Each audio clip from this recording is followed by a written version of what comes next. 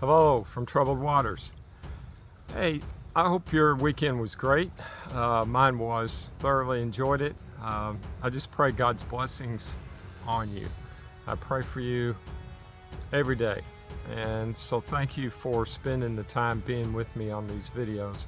As you know, I'm looking to do a Spotify podcast with these discussions because this is important information. This information is important enough for people to go out and to listen to it, because we're talking about the cost of my sin that Jesus had to endure. So today we're talking about rejection. So if you're following along, we're going to be in two different books of the Bible. We're going to start in John chapter 19, and we'll wind up in Matthew chapter 27.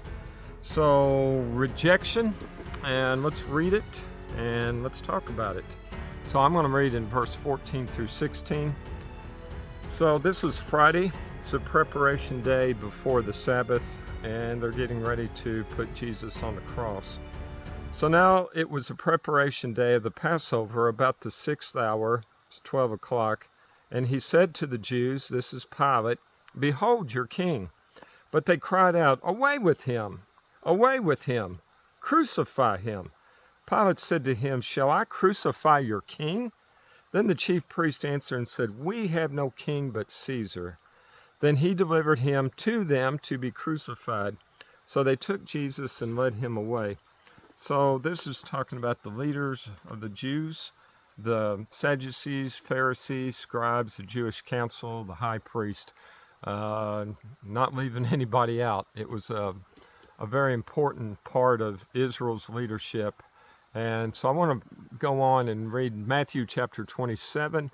And with that, I'll be in verses 39 through 44. And as soon as I turn the page here. And those who passed by, so this is Jesus on the cross. And those who passed by blasphemed him, saying, wagging their heads, "You who destroy the temple, and you build it in 3 days, save yourself. If you are the Son of God, come down from the cross." Likewise, the chief priest also, mocking with the scribes and the elders. So this is kind of similar to John's version of it. And they said, "He saved others. Himself he cannot save. If," there's that word if he is the King of Israel, let him come down now from the cross and we'll believe him. He trusted in God. Let him deliver him now. If, there's that word, he will have him, for he said, "I am the Son of God." One more verse. Even the robbers who were crucified with him reviled him with the same thing.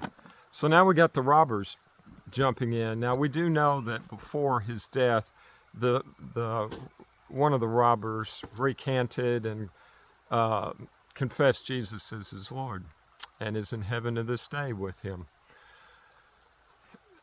I want to just make a couple of points here. And I'm starting with the word if. I kept saying if because Satan tempted Eve. If you go back to Genesis chapter 3, did God say, and then when he tempted Jesus there at the beginning of his ministry. And now here I am, I'm starting with it. But I'm using it in a different light. I'm not going to start with it.